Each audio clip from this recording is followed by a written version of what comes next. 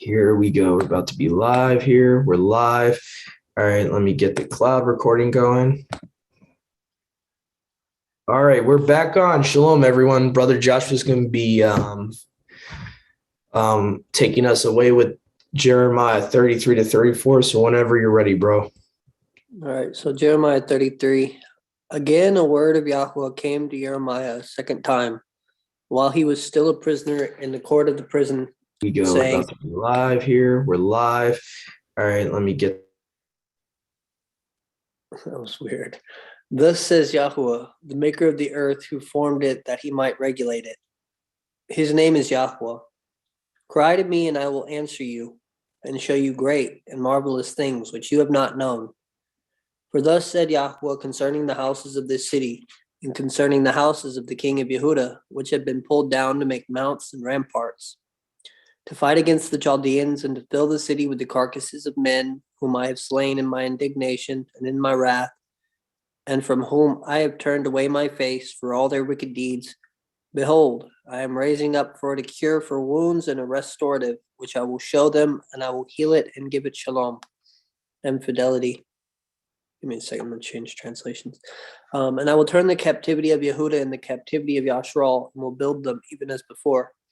And I will cleanse them from all their iniquities by which they have sinned against me. And I will not remember their sins by which they have sinned against me and revolted from me. And it shall be for joy and praise and for esteem to all the people of the earth, who shall hear all the tube that I will do. And they shall fear and be provoked for all the tube things and for all the shalom which I will bring upon them. Thus says Yahweh, there shall yet be heard in this place of which you say, it is destitute of men and cattle, in the cities of Yehuda and in the streets of Yerushalayim. We were reading this last night. The places that have been made desolate for lack of men and cattle. The voice of gladness and the voice of joy, the voice of the bridegroom and the voice of the bride, the voice of men saying, give thanks to Yahweh Almighty, for Yahweh is to, for his mercy endures forever. And they shall bring gifts into the house of Yahweh, for I will turn all the captivity of that land as before, said Yahweh. Thus says Yahweh of hosts, there shall yet be in this place that is desolate of man and beast, and in all its cities resting places for shepherds causing their flocks to lie down. In the cities of the hill country, and in the cities of the valley, and in the cities of the south, and in the land of Benjamin, and in the cities round about Yerushalayim, and in the cities of Yehuda, flocks shall yet pass under the hand of him that numbers them, says Yahuwah. Gonna switch over to Masoretic because 14 through 26 is all omitted. Give me a second. So 14 to 16. Behold, the days come, says Yahuwah, that I will perform that tube thing which I promised unto the house of Yasharal and to the house of Yehuda. In those days and at that time will I cause the branch of righteousness to grow up unto Daud, and he shall execute judgment and righteousness in the land. In those days shall Yehuda be saved, and Yerushalayim shall dwell safely. And this is the name wherewith she shall be called, Yahweh our righteousness. For thus says Yahweh, Daud shall never want a man to sit upon the throne of the house of Yasharal, nor shall the priests, the Levites, want a man before me to offer burnt offerings, and to kindle meat offerings, and to do sacrifice continually. And the word of Yahweh came unto Jeremiah, saying, thus says Yahweh, if you can break my covenant of the day, and my covenant of the night, and that there should not be day and night in their season, then may also my covenant be broken with Daud my servant, that he should not have a son to reign upon his throne, and with the Levites, the priests, my ministers. As the host of Shamaim cannot be numbered, nor the sand of the sea measured, so will I multiply the seed of Daud my servant, and the Levites that minister unto me. Moreover, the word of Yahweh came to Jeremiah, saying, consider you not what this people have spoken, saying, the two families which Yahweh has chosen, he has even cast them off. Thus they have despised my people, that they should be no more a nation before them. Thus says Yahweh, if my covenant be not with day and night, and if I have not appointed the ordinances of Shamaim and earth, then will I cast away the seed of Jacob, and Daud my servant, so that I will not take any of his seed to be rulers over the seed of Abraham, Yitzhak, and Jacob, for I will cause their captivity to return and have mercy on them. That was 33. Anybody got any comments before I go to 34?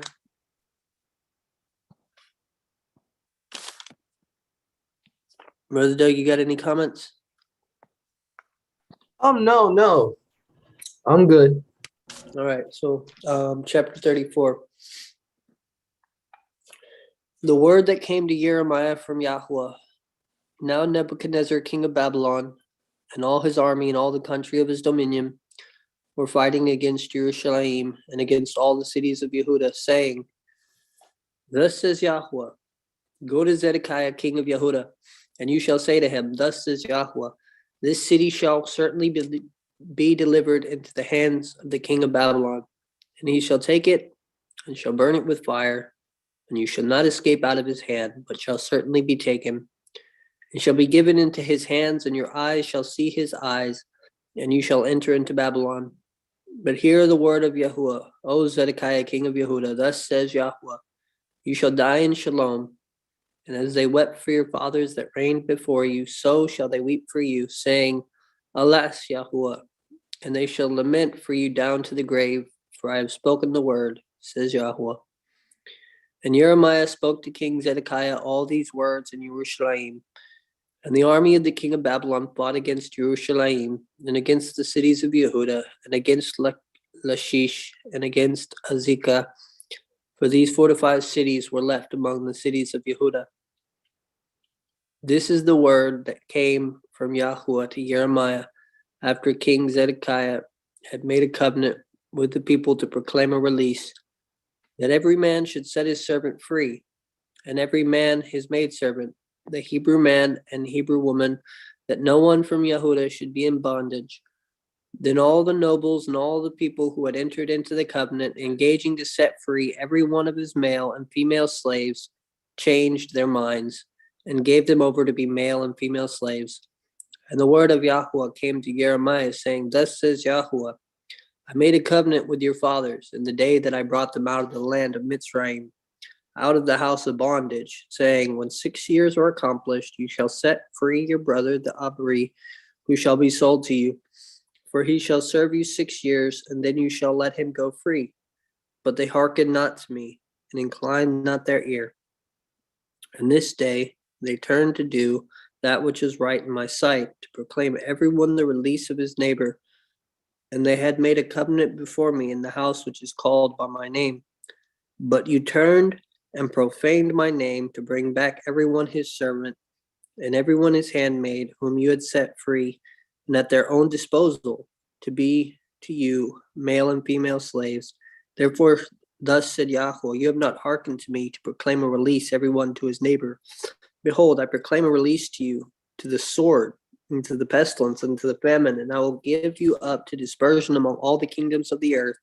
And I will give the men that have transgressed my covenant, who have not kept my covenant, which they made before me, the calf which they prepared to sacrifice with it, the princes of Yehuda, and the men in power, and the priests, and the people.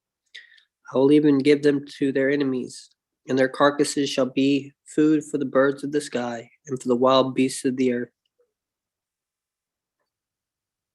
And I will give Zedekiah, king of Yehuda, and their princes into the hands of their enemies, and the host of the king of Babylon shall come upon them that run away from them.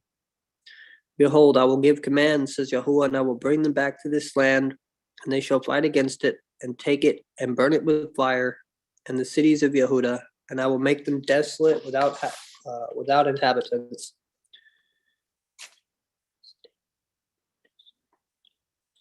So that was 34. Although I'm wondering, because we were talking about that the land has not been completely desolate without inhabitants. But I'm wondering if that prophecy is literal, to be taken literally, like nobody there, because this would seem to say otherwise. It says, Behold, I will give command, says Yahuwah, and I will bring them back to this land, and they shall fight against it, and take it, and burn it with fire, and the cities of Yehuda, and I will make them desolate without inhabitants. Referring to bringing Babylon back. So that's referring to the Babylonian captivity, but he's saying that it'll be desolate without inhabitants, although we know that there were still at least a remnant there.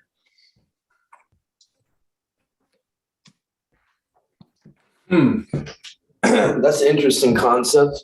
I don't know. I guess to figure out whether it's literal or allegorical, I guess we would have to look at the context of it. Is he saying that the land of Israel will be barren without inhabitant, or is the captivity? Yeah, that's something I want to look more into about that prophecy. My stance right now, in my opinion, is probably a more literal, physical type of thing that he's talking about. The actual land he's taking them. Who all was left? Who was left behind? Was it? Because I just noticed that it's talking about the cities of Yehuda. In this instance, what tribes were left behind when they all were taken to Babylon? Farmers. I know there were farmers of Judah that were left behind. Okay, so it would have been in the cities of Judah then. Yeah, from the tribe of Judah in Israel. And that's why some people, and I would agree with them to an extent, believe that that you possibly could have a better case for real ethnic Judeans being Palestinians than who are there right now, because supposedly the Palestinian farmers that were there that were kicked out in 1948, they had lineage back to the farmers that were left back in the time of Daniel, supposedly. So there could be even a case that the Palestinians were kicked out were actually from the tribe of Judah rather than those that moved in there in 1948. Let me just see if I can find where it talks about. I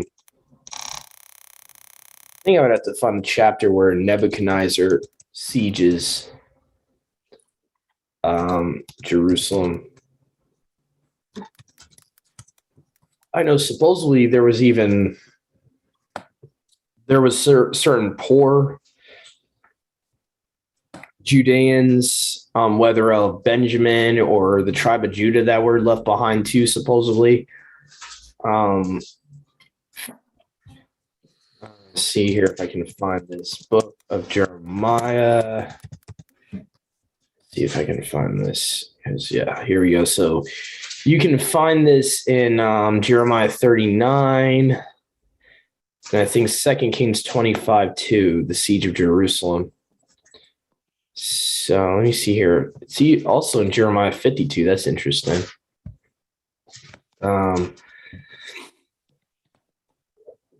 So in the 9th year of Zedekiah's reign, on the 10th day of the 10th month, Nebuchadnezzar, king of Babylon, marched against Jerusalem with his whole army, then encamped outside the city, built siege walls all around it. So I think the first place we should go seems like it should be Jeremiah 52, could be one of the chapters that would tell us who were left behind in the land. See here, I'll probably go to Masoretic text just because the chapter numberings get very confusing when you jump to the Septuagint. That's the only reason I'm going to use the Masoretic text, just to make it simple for people. Where to find this? There is a section at the very end of Second Chronicles that it shows it as well. From like verse 15 right on down to the end. What chapter though? What chapter is Second Chronicles? I'm sorry. That would be chapter 36. Okay. So yeah, Yoshiyahu or Josiah. Okay. From verse 15, mine has a little caption that says the fall of Jerusalem. Ah, This is another topic I want to talk about. Debunk.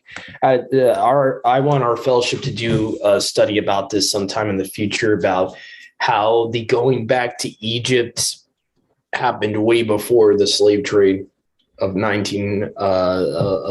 Atlantic slave trade. Definitely want to do a study about that soon. And how even this verse here talks about Necho took certain Judeans back to Mitzrayim. So that's something I want to,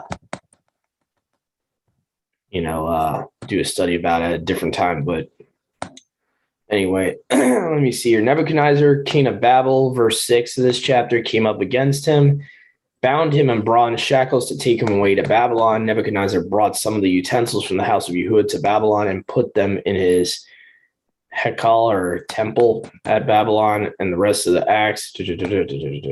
So, Mom, you said it's like the last verse of this chapter? Yeah, like from verse 15 on. Okay. Let's see here. And Yahuwah Elohim of their fathers sent to them by his angels, or no, maybe this is just human messengers, by his messengers rising up early and sending them, for he had compassion on his people and on his dwelling place. But they were mocking the messengers of Elohim, despising his words and scoffing at his prophets, until the wrath of Yahuwah rose against his people, until there was no healing. Now, what we're trying to find, Mom, is where it shows who was left behind. Oh, I see. When they took them to Babylon. That's what we're looking for. Because I remember seeing something about there were certain Judean farmers that were left behind in the land. That's why I was going to Jeremiah 52. It actually talks about the siege of Jerusalem and all that, and who he takes with him. Basically, the story traditionally is that Nebuchadnezzar took the highest of the Judeans and of the Benjamites. He took basically the smartest, the most educated. Yeah, it says that in Daniel when they're talking about Daniel and his buddies and what caliber they were. Let's see, sovereign Sidkiyahu. Okay, the 9th of the 4th month, the scarcity of food. Okay, yada yada yada yada yada. The army of the Chaldeans pursued the Canaan. They overtook Sidkiyahu in the desert plains of Jericho, and his entire army was scattered from him. They captured the king and brought him up to the king of Babylon at Riblah in the land of Hamath, and he pronounced judgments on him. And the king of Babel slew the sons of Sidkiyahu before his eyes. He also slew all the heads of Yehuda in Riblah, and he put out the eyes of Sidkiyahu, and the king of Babel bound him in bronze shackles and took him to Babylon and put him in prison to the day of his death. And on the 10th of the 5th month, which is the 19th year of King Nebuchadnezzar, king of Babylon, Nebuzaradan, chief of the guard who served the king of Babylon, came to Jerusalem. He burned the house of Yahuwah and the king's house and all the houses of Jerusalem, all the houses of the great men he burned with fire. So I guess if there was any scripture at that point, that's going to be burned and lost if you got any manuscripts in the temple. And all the army of the Chaldeans who were with the chief of the guard broke down in all the walls of Jerusalem all around. And Nebuzaradan, chief of the guard, exiled some of the poor people and the rest of the people who were left in the city. So it definitely seems like people are left behind. There's verse 15 would definitely indicate that, to my opinion, because he's exiling poor people. It says the rest of the people who were left in the city, meaning in Jerusalem, and the defectors who had gone over to the king of, of course, my program's being a little slow today, king of Babel, and the rest of the craftsmen. So there's craftsmen being left in the land too, for some reason. But Nebuzaradan, chief of the guard, left some of the poor of the land as vine dressers and farmers. That's the verse I'm talking about. So you had vine dressers and farmers left in the land physically, did not go to Babylon, and they were there for the whole captivity. They were still in the land. So anyway, so that's what I mean by not every Judean or Benjamite would have been taken to Babylon. So just something interesting to look up. Now, as far as though you go to 70 AD, that's different. 70 AD, for the most part, almost every Southern House Israelite would have been scattered. So at that point, you have no ethnic Israelite left in the land from what I've looked into. There have been no remnants of physical Judeans or Benjamites left in the land of Israel post 70 AD. So, from what I've to, I see. I think Marissa had her hand up first. So I'm going to go to Sister Marissa. Go ahead. Hey, Doug. So I have a question about what you were talking regarding the 1948 situation with the Palestinians. Yeah. And as far as I know, it's basically a Ashkenazi concocted situation where they basically just install their people in there to. Yep. It's basically the enemy going in there using Ashkenazi Cabal Jews who are actually not real Jews.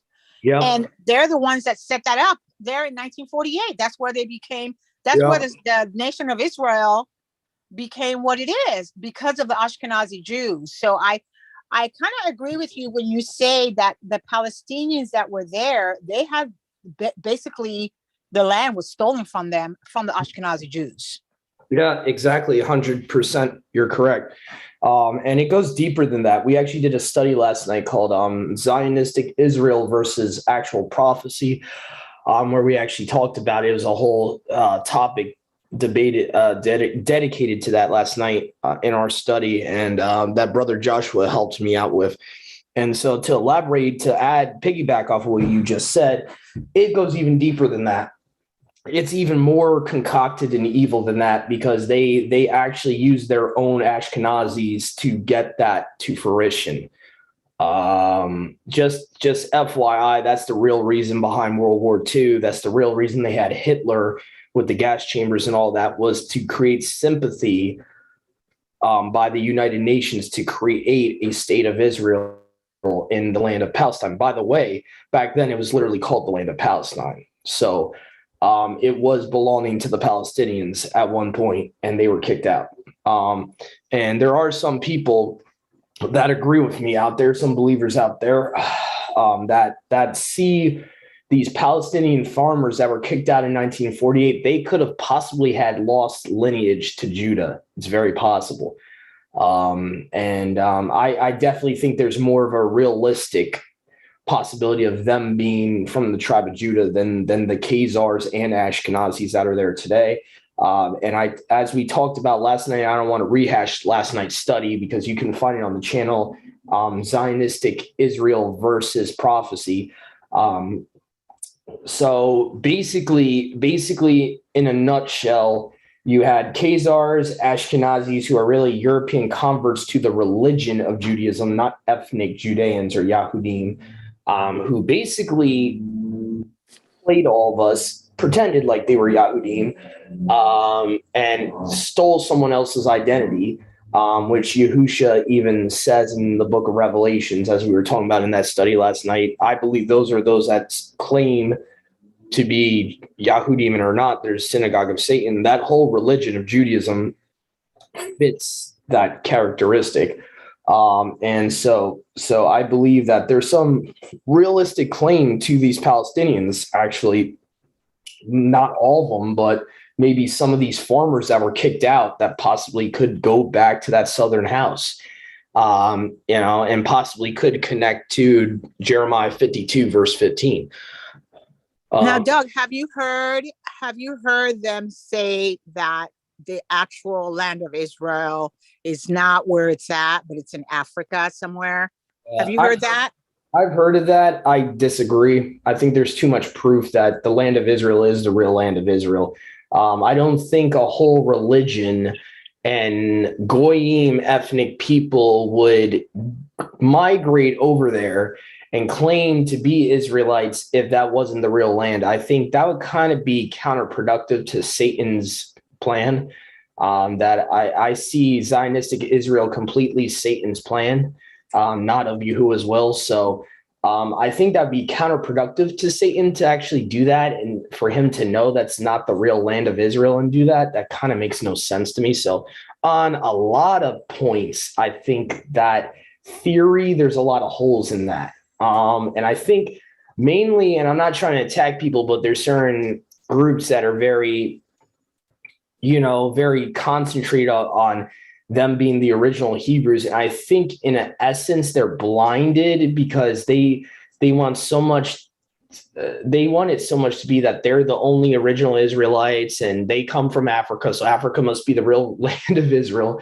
So I think they're blinded by their eagerness to want to prove that they're the real Hebrews and stuff like that. So I think there's a lot of scriptures that are being closed to their eyes right now because they're focused on the flesh so much, unfortunately, and they're being blinded to the fact that the land of Israel today was and always was the real land of Israel.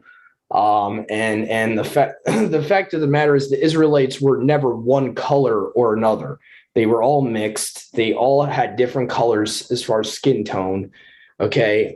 So I think those type of individuals got to really humble themselves with all due respect and allow Yahuwah to take the scale off their eyes, because a lot of the scriptures they're misinterpreting, especially prophecies referring to Exodus 12 and the 400 years, they're misinterpreting that.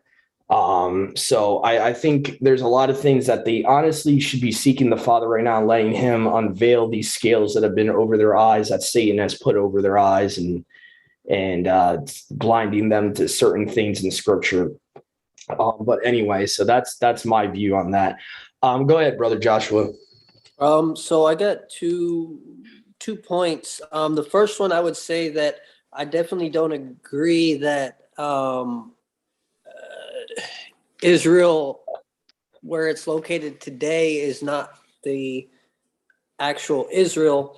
But what I will, because I do believe that is the actual Israel, but I will say that when someone says that it's in Africa, technically it is in Africa, because where it's located today, Africa is a continent. Israel's a country located in the northern part of Africa. So technically they're not wrong. They're just wrong in believing that it's in a different part of Africa. But in the part of Jeremiah, the last part of Jeremiah 34, where it reads, and I will make them desolate without inhabitants. I just looked into the Greek, and what it actually says is, I will make them for untrodden of one's dwelling. When you look at that word untrodden, it's abodes, meaning not burdensome or not heavy. And then when you look at the only other place that you see that word is 2 Corinthians 11:9, and that actually kind of makes a little bit more sense, because it's Paul is saying, and in all things I have kept myself from being burdensome unto you, so I will keep myself. So then when you look at that, like basically, rather than saying the land is going to be desolate, it's basically just saying it's going to be unburdened of people dwelling there. And that's basically what it was, because it had like tons of people, and then all of a sudden it only had poor people and farmers. So I'd say that was the land was being unburdened. Especially if they weren't keeping Torah, if they weren't allowing the land to rest, that would have given the land a rest. And I think there's also scripture elsewhere that talks about him removing his people and allowing the land to rest. Yeah, that seems like that was fulfilled then there. So that's pretty interesting. So let me see here. I think Sister Marissa may have one more thing she wants to either make a comment on or ask. Go ahead, Sister Marissa. Oh no, I'm good. Sorry, okay. I just lowered my hand. Thanks. No problem. No problem. So anyway, so we're gonna move on here. It's really self-explanatory. The two chapters that Brother Joshua read, it's pretty self-explanatory. So you have Nebuchadnezzar now coming in, and Yahuwah is using him for his will. What's kind of interesting, I thought too, just to add, is the paradigm of these Israelites want to go with Pharaoh Necho, and they don't want to obey Yahuwah, and they're being rebellious, and they're actually choosing to go back to Egypt, physical Egypt. I kind of find that funny. Hey Doug, is Pharaoh And Necho in the book of Enoch, or is he mentioned in the book of Enoch? no, because Enoch is like pre-flood, so he would be like thousands of years later. Pharaoh Necho doesn't even come about until the time. No, not Enoch. Jubilee. Is he mentioned in any of the I don't think. the extra biblical books at all? No, I don't think so. I don't think they expound on it because he's already mentioned in Ezekiel. He's already mentioned in Jeremiah. I don't think there was any other literature that really talks about him other than the canon that we have today. He pretty much was around the time. Enoch wouldn't talk about him for multiple reasons because, like, Enoch's way before he was born. The book of Enoch, the narrative is usually pre-flood, a lot of the historical stuff, so you're not going to see them talking about him. Any books that would have been extra biblical that were written very early in the BC time period would not be written. Oh, I meant to say Jasher. I'm sorry. I didn't mean to say Jasher. I meant to say Jasher. Okay, I would have to look through Jasher, but Jasher, from what I remember, it really focuses a lot, as far as any of the pharaohs, it focuses a lot on the Exodus pharaoh. It does not focus on the later pharaohs like Necho. Necho would be the time period of Daniel, really, right before Daniel. So Necho's like, he's the guy that's called the dragon. No, never mind. No, that my bad. Let me correct myself. That the Ezekiel 29, the pharaoh that's talking about seems to be one dynasty before Necho. And so Necho would be like, around the time period that they're going into Babylon. So you're talking about 500 to 600 BC about. So I don't know, unless Jasher goes like later into the Israelite time period, it's probably not going to mention him. Because most of the earlier parts of the extra biblical book of Jasher really talks about like very, very, very early BC time period, like probably like 900, even before 900 BC. So I wouldn't expect him to be talked about in Jasher. I really wouldn't be. Just timeline wise, they're two different time periods. I only asked because I never heard of Pharaoh Necho. That's my first time hearing about him. Yeah, he's the Pharaoh of Egypt when the Israelites are choosing to go to Egypt instead of going into the Babylonian captivity. That, like, there was Yahudim that were being rebellious, and they actually chose to go back to Egypt rather than to go to Nebuchadnezzar, being a servant under Nebuchadnezzar. And there's even a verse, I think, in Jeremiah. Mom, do you remember where it was in Jeremiah where Yahuwah says, I give you life and death. You choose life if you allow Nebuchadnezzar to take you to Babylon. You choose death if you go back to Egypt, and that seems to be the time period where Necho comes about. So you're talking about very late, like around the time period of Jeremiah, Daniel, Ezekiel. That's really where Necho comes about, and he's not really spoken by name much in the Masoretic, but in the Septuagint he's spoken about a lot more in the prophets. He's definitely not a good guy. He seems to be a guy that is always against Yahuwah. Seems like he's and he seems to be a pharaoh that's almost like a type of the anti-Messiah. It seems. Let me see here if I can find more about him real quick. Let me see if I search him on Google real quick, see if there's any other scriptures that talk about him. I know he's talked about in the chapter Jeremiah. I think we were looking at there. So Necho, man, my internet is so slow today. It's very weird. Necho, king of Egypt. Let's see here.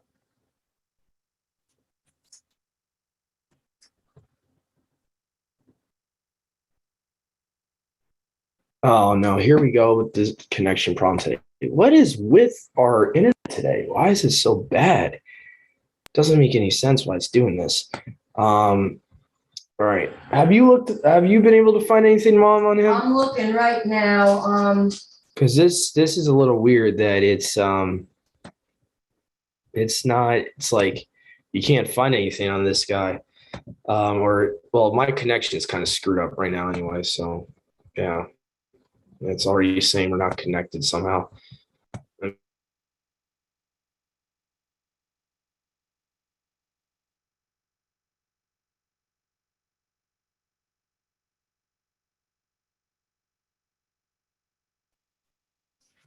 Come on. All right. Let me try here. Let me see here. Yeah. All right. It's already saying. Okay, here we go. Let me go to. It's Encyclopedia Britannica. Yeah, there should be something on him in Encyclopedia Britannica or Wikipedia. One of those should have something. Yeah. So he's actually the second to be named Necho.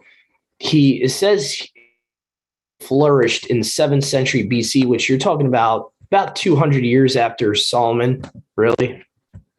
You're talking about like the time period of Israel where I guess it would be when would have Solomon died, Mom? Like 780?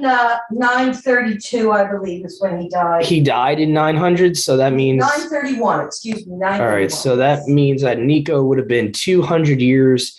He would have been flourishing 200 years after Solomon's death. So you're talking about 700 BC to 501 BC. So it seems like he would have becoming Pharaoh at a very young age. It seems like, yeah.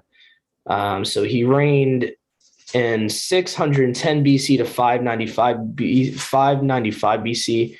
He was the member of the 26th dynasty who unsuccessfully attempted to aid Assyria against the Neo-Babylonians and later sponsored an expedition that circumnavigated Africa. Now, this is pretty interesting because that means that he would be trying to help the Assyrian king, probably Sennacherib of that time period, I would think.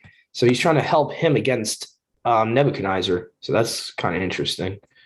Let's see here.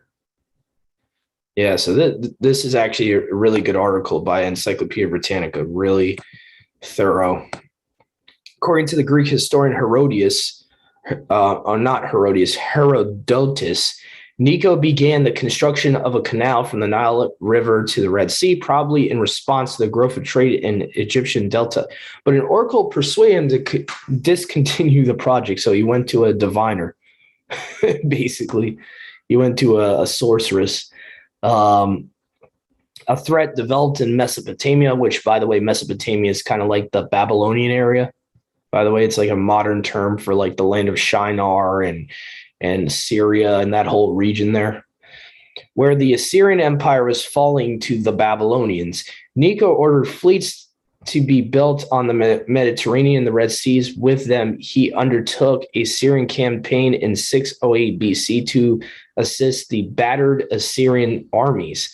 When Josiah, king of Judah, an ally of the Neo-Babylonians, was slain in battle at Megiddo, Necho replaced Josiah's chosen successor with his own nominee and imposed tribute on Judah. So it says in 606, the Egyptians routed the Neo-Babylonians, but at the Great Battle of Carchemish, a Syrian city on the Middle Euphrates River in 605, the Neo-Babylonian crown prince Nebuchadnezzar soundly defeated Necho's troops and forced their withdrawal from Syria and Palestine. Egypt itself was threatened in 601, but Necho repelled the enemy and continued to promote anti-Babylonian coalitions in Syria and Palestine. So really, this guy was really popular for it seems like going against Nebuchadnezzar for the most part. Seems like that was what he was famous for. He was, but it seems like also he was famous for taking the Israelites back to Egypt, which Yahuwah said in his word, "You will never go back to Egypt." So Yahuwah was very ticked off at this guy.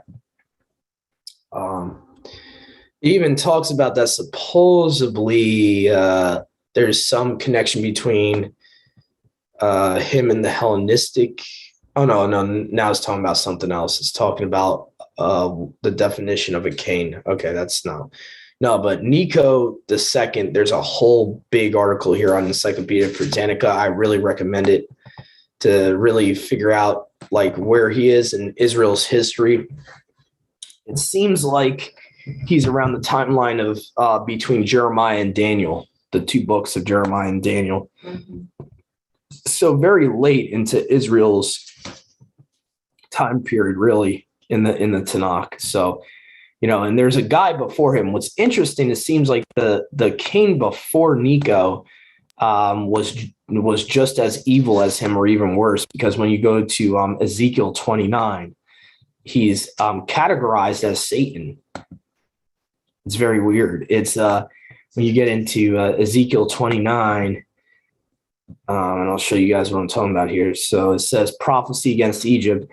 In the 12th year, in the 10th month, on the first day of the month, the word of Yahuwah came to me, saying, Son of man, set your face against Pharaoh, king of Egypt, and prophesy against him and against the whole of Egypt, and say, Thus says Yahuwah, behold, I am against Pharaoh, the great dragon that lies in the midst of his rivers, that says, the rivers are mine, and I made them.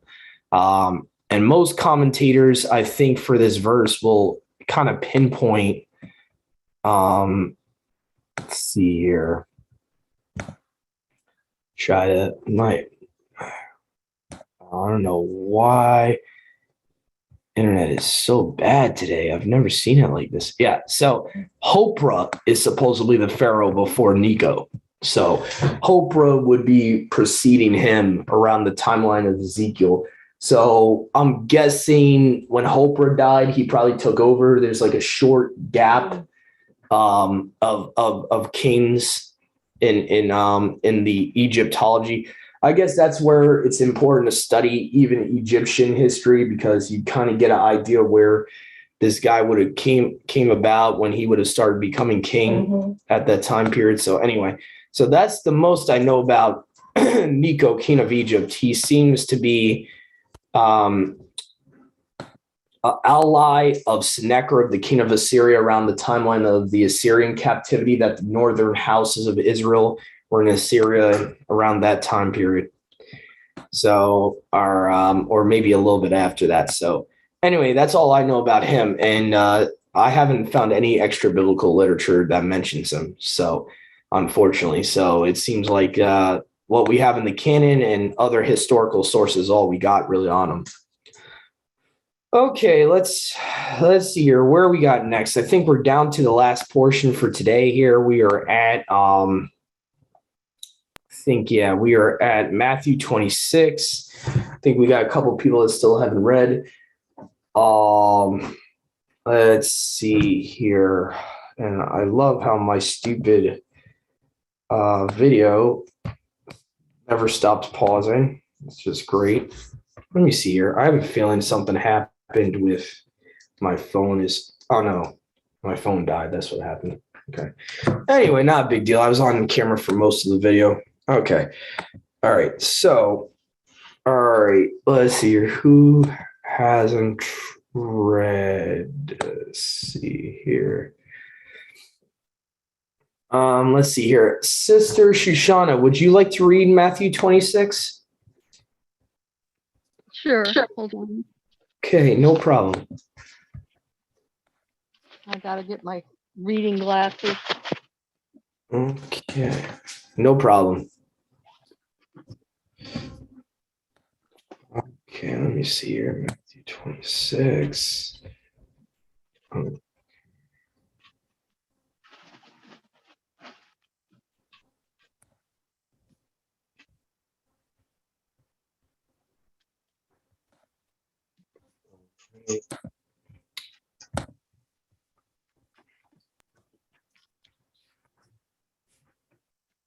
I'm not sure what I did with them. Oh no. Yeah. Oh, here they are. Never mind. Raise you up. Oh, Okay. Matthew 26. And it came to be when Yahusha ended all these words, he said to his taught ones, you know that after 2 days the Pesach takes place, and the son of Adam is to be delivered up to be impaled.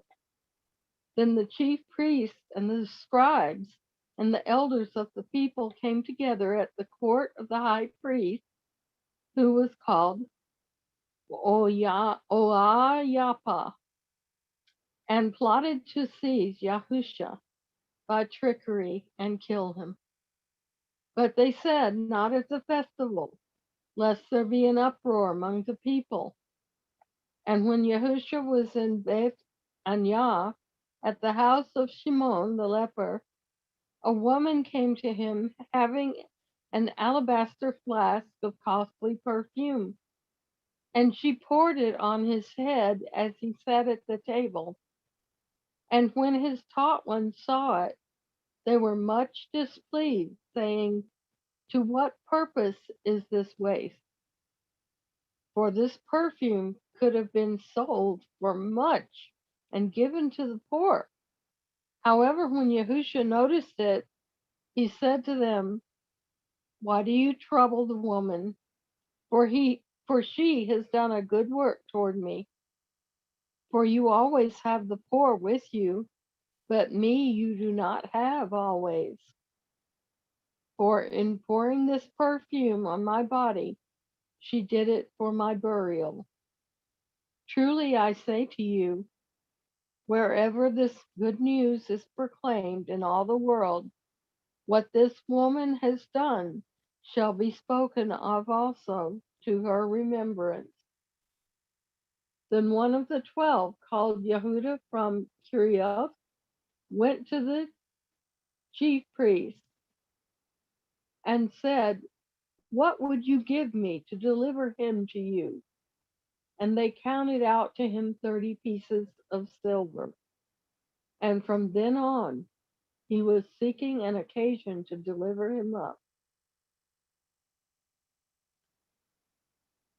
And before unleavened bread, the taught ones came to Yahusha, saying to him, where do you desire for us to prepare for you to eat the Pesach?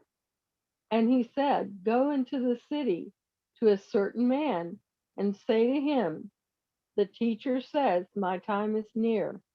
I am to perform the Pesach at your house with my taught ones. And the taught ones did as Yahusha had ordered them and prepared the Pesach. And when evening came, he sat down with the 12. And while they were eating, he said, truly, I say to you, one of you shall deliver me up. And they were deeply grieved and began to say to him, each of them, Master, is it I? And he answering said, he who has dipped his hand with me in the dish, he shall deliver me up. Indeed, the son of Adam goes as it has been written concerning him. But woe to that man by whom the son of Adam is delivered up. It would have been good for that man if he had not been born. And Yehuda, he who delivered him up, answering, said, Rabbi, is it I? He said to him, you have said it. And as they were eating, Yahusha took bread, and having Baruch, broke it, and gave it to the taught ones, and said, take, eat, this is my body. And taking the cup, and giving thanks, he said to them, saying, drink from it, all of you, for this is my blood, that of the renewed covenant, which is shed for many for the forgiveness of sins. But I say to you, I shall certainly not drink of this fruit of the vine from now on until that day when I drink it anew with you in the reign of my Father. And having sung a song, they went out to the Mount of Olives. Then Yahusha said to them, all of you shall stumble in me this night, for it has been written, I shall strike the shepherd, and the sheep of the flock shall be scattered. But after I have been after I've been raised, I shall go before you into Galilee. And Kepha answering said to him, even if all stumble in you, I shall never stumble. Yahusha said to him, truly, I say to you that this night, before the cock crows, you shall deny me 3 times. Kepha said to him, even if I have to die with you, I shall not deny you. All the taught ones said the same too. Then Yahusha came with them to a place called Gethsemane, and said to the taught ones, sit here while I go over there and pray. And he took with him Kepha and the 2 sons of Zabdi, and he began to be grieved and deeply distressed. Then he said to them, my being is exceedingly grieved, even to death. Stay here and watch with me. And going forward a little, he fell on his face and prayed, saying, oh, my Father, if it is possible, let this cup pass from me, yet not as I desire, but as you desire. And he came to the taught ones and found them asleep, and said to Kepha, so were you not able to watch with me 1 hour? Watch and pray, lest you enter into the trial. The spirit indeed is eager, but the flesh is weak. Again he went away a second time and prayed, saying, O my Father, if it is impossible for this to pass, unless I drink it, let your desire be done. And he came and found them asleep again, for their eyes were heavy. And he left them, went away again, and prayed the 3rd time, saying the same words. Then he came to his taught ones and said to them, still sleeping and taking rest? See, the hour has come near, and the Son of Adam is delivered up into the hands of sinners. Rise, let us go.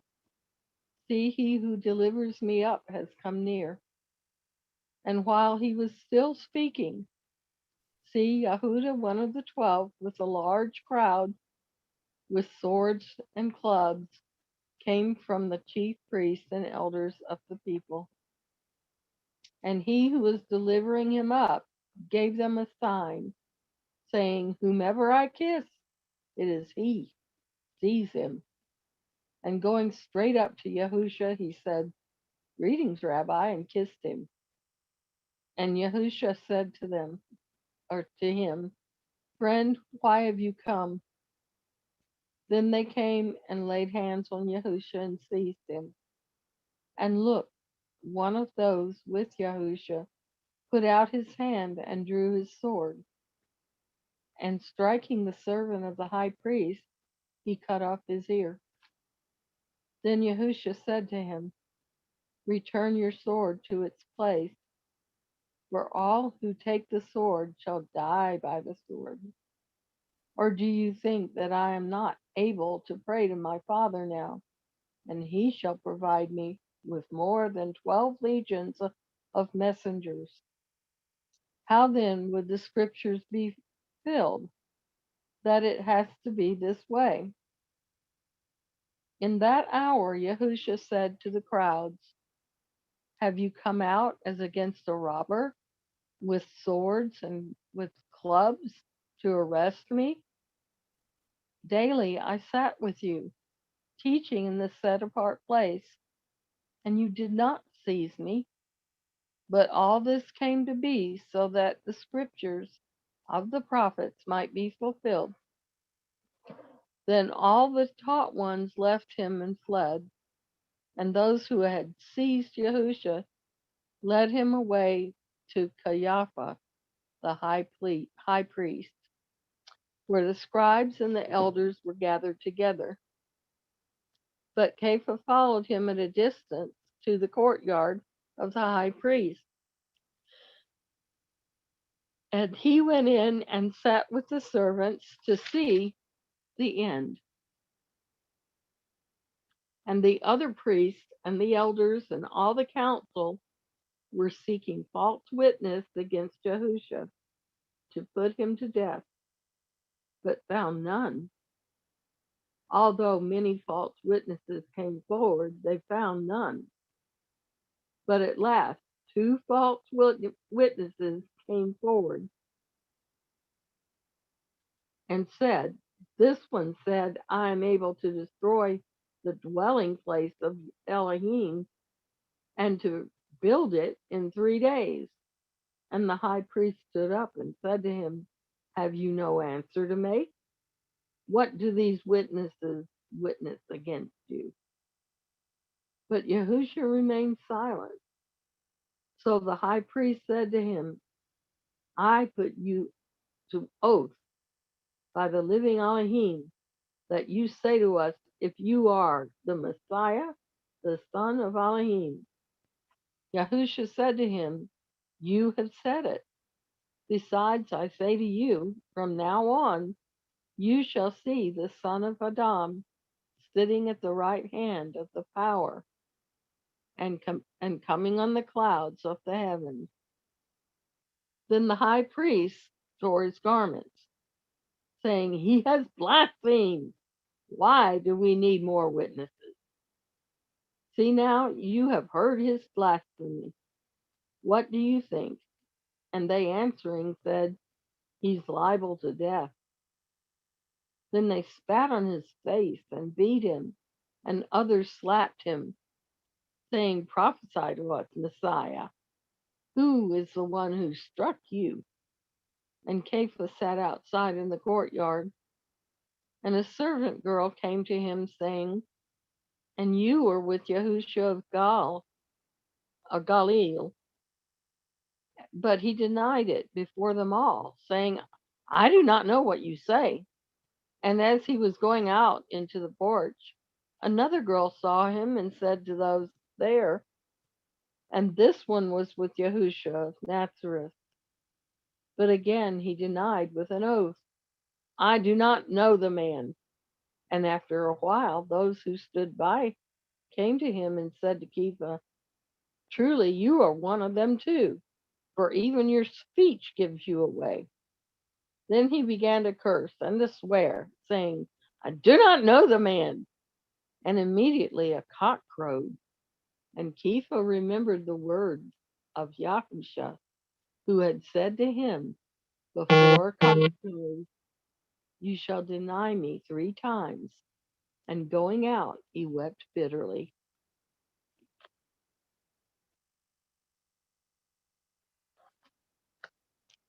That's the end of Matthew chapter 26. Oh, a lot of interesting things here. Yeah. I wonder, looking at verse 45 here, it seems like this is a prophecy that was supposed to happen. And I kind of wonder if Enoch would kind of give us some insight onto this actually being a prophecy that was foretold that had to be happening. Because I never see this in our canon of the scriptures today. You never see the Genesis to Malachi mentioning that the Son of Man has to be betrayed into the hands of sinners, unless you, Mom, know of any exact prophecy that says that. There, it seems like there might be something in Enoch that might hint to that, or another BC apocryphal book that could be leading some insight into that. I do know of one of these things that happens in this chapter that is mentioned in a extra biblical apocryphal book. It said this verse right here from 48 to 49. I bet people would be shocked to know that this concept of Yahusha being kissed on the cheek is actually mentioned in a extra biblical book, that it was to be a messianic prophecy for it to happen. And I'm not saying this book is inspired or anything. I'm just saying that people from the first century AD, believers in Yahusha, actually understood this to be a messianic prophecy that had to be fulfilled. And that I guess Judas chose to fulfill it. But in the Apocalypse of Abraham, it mentions that Satan would kiss him on the cheek.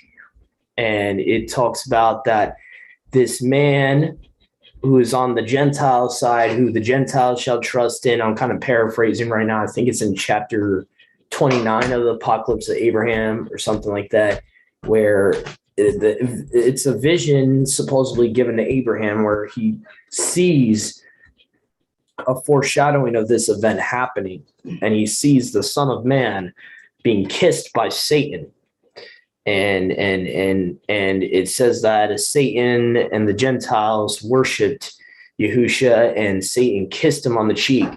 And what I think is interesting is we know that Satan entered Judas before, Judas betrayed him. And it says that I would betray this man with a kiss. And even Yahusha says it, you betray me with a kiss. You betray your master with a kiss. So I find it kind of interesting, for whatever it's worth, that extra biblical pseudepigraphal book mentions this event as a legitimate messianic prophecy, for whatever that's worth. I just find it interesting. I think I forget who had their hand up first. I think it was Sister Marissa. Marissa, go ahead. If you wanted to ask or share something. Oh no, that was an old hand. Oh, I'm sorry. I thought I had lowered it. Oh, it's okay. Go ahead, Brother Joshua. When you go to Matthew 26:17, most translations will add a word there that's not actually there in the text. Almost every single translation, even the Peshitta, seems to do it. When you actually look at the Greek text, also by saying on the first day of the unleavened bread, in the context that they're fixing to have the Passover and they actually haven't had it on the first day of unleavened bread, makes absolutely no sense.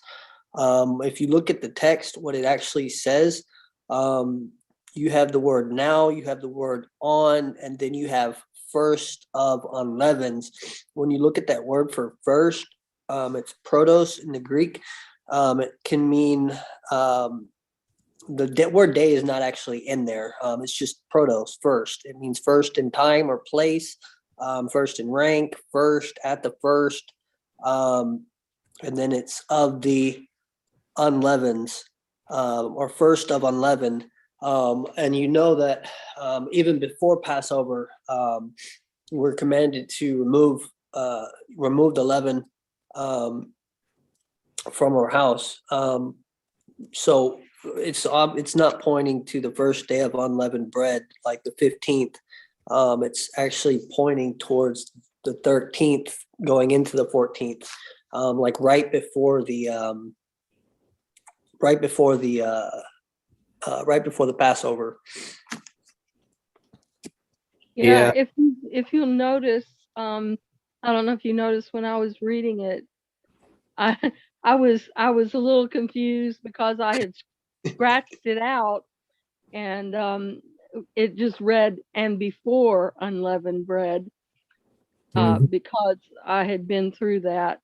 Yeah, I did hear you say that. actually. I was like, what translation? I know she's reading from the Hallelujah scriptures, but I know it doesn't say that in there. Like, what's going on? Or at least they put a I'm seeing on my electronic version here. They at least put italics for day. So they're at least trying to hint to you that it's not supposed to be there. They put it in italics or they put it in a weird font to let you know, yeah, that's not supposed to be there. Let me see here. Yeah, and other versions are even worse. What's stupid here is the Son of Man Bible. They put Exodus 12, 6-8.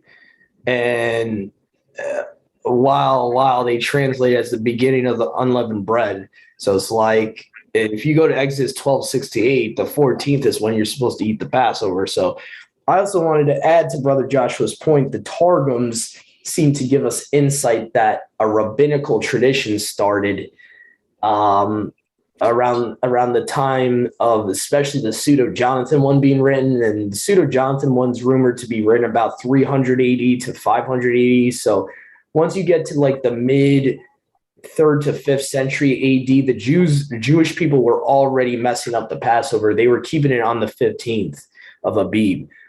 So that could be a reason why our New Testaments are translated that way. I would not be surprised if Christian translators are trying to cater to the Jewish interpretation of the festival of unleavened bread, and they're trying to say that, you know, the Passover is not eaten until the 15th. Because I know there's some people in our walk that won't even that they'll actually keep the Passover on the 15th instead of the 14th. It's like a misinterpretation. I've seen it. I remember when I first came into Torah, 119 Ministries did a video about why they keep it the 14th instead of the 15th. And it's a misunderstanding of when a day begins, I think is what happens. And it's a misunderstanding of the 14th at evening, what that means. Some people think that 14th at evening, somehow they get this concept that means the end of the 14th is when you start eating the Passover. So that I think that's what happened with the Targums too, because it will even say in the Pseudo-Jonathan on the 15th of Abib, he struck Mitzrayim in Exodus 12. So it seems like a rabbinical tradition in the mid 3rd to 5th century AD started, where they started messing up the commandments of Passover. And I kind of wonder, and I want to do more research into this, but I kind of wonder if the Pharisees and them kept a different day for Passover than Yahushua's disciples. Because I kind of wonder, because if this tradition has to come from somewhere. And you see definitely in the Talmudic time period, they're changing it from the 14th to the 15th, which would be adding to scripture, changing Yahuwah's word, which is not good. You're, essentially, like I mentioned today earlier in today's Torah portion, why Yahusha hated the tradition of the elders. He said, well, do you put aside my father's command for your tradition? And there's a lot of rabbinical traditions today that probably go all the way back to the Pharisees, I would assume. I can't prove that they were keeping a different Passover, but you see the way it's translated in the New Testament, it seems like he and his disciples are keeping the Passover before the Pharisees. It seems like there are, it's very weird, because you'll see verses that say, we have to take his body down because today is the Passover, right? But yet the night before is when Yahushua and his disciples had the Passover, so it's like weird. It's like there's two Passovers going on or something. It seems like in the New Testament, and I don't know. It's just something I want to look more into. I remember me and Darren L. years ago were studying into this, and it was very confusing. Either there's a translation error or you got two Passovers going simultaneously.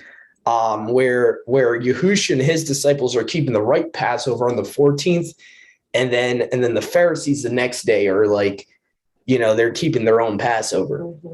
And, because right, Mom, doesn't it say when he's about to be killed, we can't do this on the Passover. Yeah, we can't be in the Roman, the presence of a Gentile on the Passover when Pilate's calling them into his presence.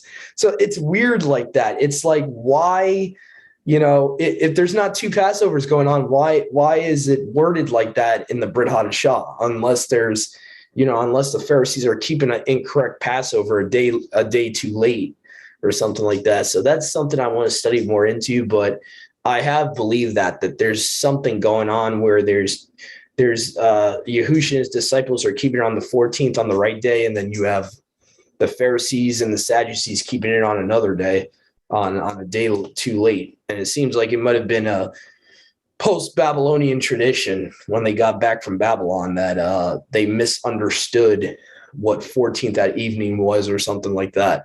Because usually there's two schools of thought. The 14th of Abib, that evening, I believe should really mean that it's the end of the 13th and the 14th that has just started. But there's other people that believe it's the end of the 14th, starting the 15th. So there's two schools of thought, even in the Hebrew roots today, of when to keep the Passover, unfortunately. Go ahead, Brother Joshua. I see you got your hand up. Another interesting point is that you have Yahushua right after the supper going to Gethsemane with his disciples, and he calls it a watch because he says to his disciples, "Could you not watch with me for 1 hour?" Mm-hmm. When you go into Exodus 12:42, right after they had the Passover, right after they were commanded to stay in their homes, you have it saying in verse 41, right after Pharaoh's calling them and telling them they have to get out of the land to leave. Verse 41 through 42, it says, "And it came to pass after the 430 years, all the forces of Yahuwah came forth out of the land of Mitzrayim by night. It is a watch kept to Yahuwah, so that he should bring them out of the land of Mitzrayim. That very night is a watch kept to Yahuwah, so that it should be to all the children of Yasharal to their generations." You won't see that in the Masoretic text, though. It's only in the Septuagint. Interesting. Although the Masoretic, it does say it is a night to be much observed unto Yahuwah. However, that's not as that doesn't really line up with what you see in the New Testament. A night to be much observed could mean anything rather than an actual watch. Yeah.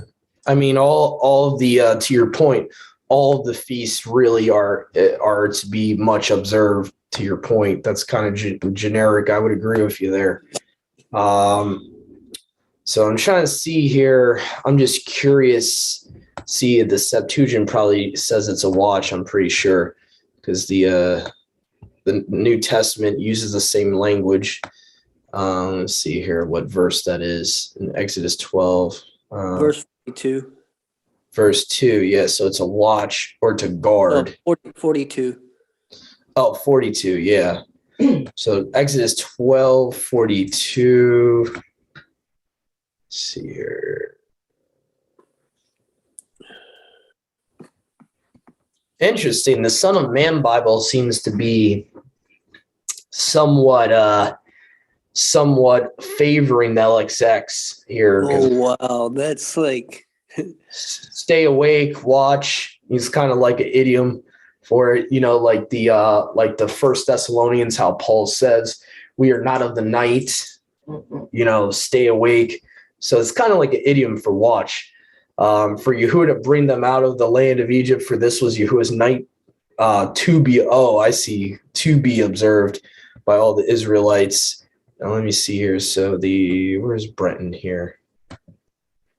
Go to Brenton and see what's the difference there. But I do like how it says stay awake. Yeah, it is a watch kept to Yahuwah so that you should bring them out of the land of Egypt. That very night is a watch kept to Yahuwah so that it should be to all the children of Yasharal to their generation. So, yeah, definitely you can see Yahushua was very familiar with the Septuagint, uses the same exact verbiage. So, yeah, definitely. So, this is a law of the Passover. No stranger shall eat of it. We know all that. So let's see here. I think that's the only thing I wanted to comment on that I thought was interesting from Matthew 26 was the whole being kissed on the cheek thing. Also the blood of the new covenant I wanted to talk about. I found this interesting because he says it's his blood of the new covenant. So his blood is the blood that is to be shed for the new covenant. That was interesting too, is like we all know about the new covenant in Christianity, but what is the terms of the new covenant? What is the actual new covenant that this is talking about? You can only find this in the Tanakh, where it gives you the exact conditions of the new covenant and what the new covenant entails, because it's very generic here. He's just saying this is the blood of the new covenant, which is poured out for many for forgiveness of sins, but he doesn't elaborate on what the new covenant is. Now, if you go to, I'm surprised. Let me see here. I think the ESV will probably have some cross references here. They should have. Oh man, I'm really disappointed here. Please tell me that they have some type of Tanakh references here. Okay, all right. At least they got one. Leviticus 17:11. They got Hebrews, at least here, Hebrews 9, which goes back. Hebrews 9:28, I think, goes back to Ezekiel 36, right? And you got Jeremiah 31:31. To me, Jeremiah 31:31 is key to understanding what this new covenant Yahushua is referring to is. Okay, so now you go to Jeremiah 31:31, the new covenant. Behold, the days are coming, declares Yahuwah, when I will make a new covenant with the house of Yasharal and the house of Yehudah. Not like the covenant that I made with their fathers on the day when I took them by the hand and brought them out of the land of Egypt. By the way, I'm reading from the ESV 2011 here. Okay. My covenant that they broke, though I was their husband. So the father was their husband, huh? So why is the son the husband in the New Testament? Interesting, because we know there can only be one bride and one husband. And as far as Torah goes, a husband cannot give his bride to his son. That would be breaking Torah. So if the son is not the father and the father is not the son, you have a huge problem with the new covenant. Mm-hmm. So just saying. So this is pretty clear to me that if Yahushua's blood is being spilled for this exact new covenant, he definitely is the husband of the new covenant, which means he's Yahuwah. Okay. And the way we know that for a fact, I mean, this kind of goes into a whole nother study, but I'll just give you one little quick reference right here, how we know he's the husband. Okay. Ephesians chapter 5 here, and we're going to start in verse 22. Wives and husbands. Wives, submit to your own husbands as to Yahuwah, or the master, depending on how you interpret the word kurios there. For the husband is the head of the wife, even as Messiah is the head of the assembly, his body, and it is himself its savior. So what I find interesting is who Yahushua always claimed himself to be. The Pharisees wanted to stone him for that, right? Because he equated himself with the Father. Well, Paul's doing the same thing. I'm pretty sure the Pharisees wanted to stone him at some point. Yeah, I'm sure they did. Because Paul's saying that Yahushua is the savior. He's saying that Yahushua is the husband of the assembly. So I'm pretty sure the Pharisees, once Paul became a believer, the Pharisees were coming after him too. They actually did stone Paul, but he didn't die. Wow. That's, I must have forgot about that. Wow. So they stoned, they stoned Paul. They stoned, I remember Stephen was stoned by them. Yeah. So in Ephesians 1:23, I'm seeing as another cross reference. Let's see here. Ephesians 1:23. It says, and he puts all things under his feet and gave him as head over all things to the assembly. So it's saying that Yahuwah made Yahushua head over everything, including the assembly, which is Yahushua's body, the fullness of him who fills all in all. And of course, you can go to, Ephesians 4:13, until we all attain to the unity of the belief and of the knowledge of the Son of Alua or Elohim, to mature manhood, to the measure of the stature of the fullness of Messiah. So again, I mean, there's tons of scriptures that show the oneness, as Yahuwah is the husband, but Yahusha is also the husband. So there can only be one husband. Okay, so anyway, so I just thought that was pretty interesting, the correlation between the new covenant, blood of the new covenant, and what actually the terms of the new covenant are, is to put his Torah in our hearts for us to be his people. In Jeremiah 31:31-34. You can also find that in Ezekiel 36:26-27. That's where Paul's quoting from in Hebrews chapter 9, by the way. So he's not making up some new concept. So anyway, so just thought I would bring that up. I think that pretty much concludes today's study. So I just wanted to thank all of our brothers and sisters that saw us on YouTube earlier. I know Sister Josie gave us a shout out on the chat replay. You'll probably see later on when this study officially uploads and all that. So thank you all of our brothers and sisters that have tuned in, been listening, watching in. For those of you that are not on the Eastern Standard Time and still have some time left on your Sabbath, I just want to say have a great rest of your Sabbath. Shabbat Shalom. To all of our brothers and sisters in Yahuwah Almighty and Yahusha Messiah. Shalom.